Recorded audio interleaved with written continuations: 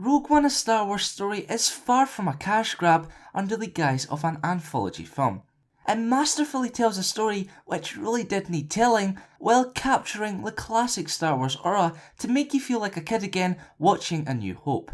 In no way does this film detract from its sequel. In fact, it only bolsters Episode 4.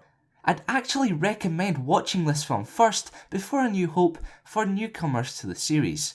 Admittedly, it's really gritty and at times very dark, but that's what helps it stand out from the rest. It's not only the originality of Rogue One that I really like though. The action rivals any other Star Wars movie. The space dogfights in particular are spectacular. You really do feel like you're behind the stick of an X-Wing fighter, as if you're in the cockpit. But the highlight for me is K2SO. It seems like every Star Wars movie has its lovable droid, yet somehow each entry manages to top the last. Every line K delivered cracked up the entire audience, yet when called into action, he proves to be a badass. The rest of the characters are solid.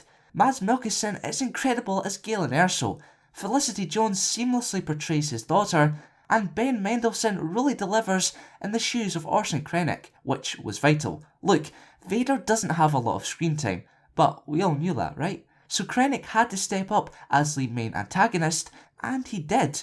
The only problem I have with the movie is its opening. I just feel the way in which it chops and changes between worlds to introduce us to new characters is a bit rushed. Some characters and their motivations seem a tad glossed over as a result. However, when Rogue One kicks into gear, it's breathtaking.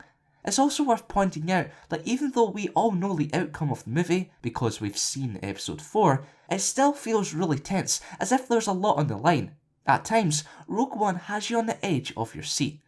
In short, while Rogue One doesn't seem to be all that important as one of many planned anthology films, it's vital to the story of A New Hope and the Star Wars saga as a whole.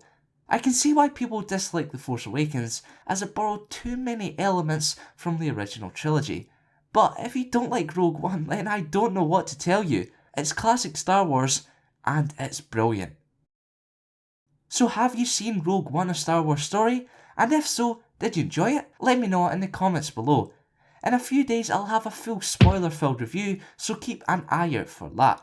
Thanks for watching, and for more Rogue One related content, keep a locked here to the Kyrgyzstan. We are just over 1 week away from the release of Rogue One, and I for one cannot wait. So while we count down to the special day itself, let's check out the most interesting facts and trivia surrounding the first in a line of massively hyped Star Wars spin-off movies, Rogue One: A Star Wars Story.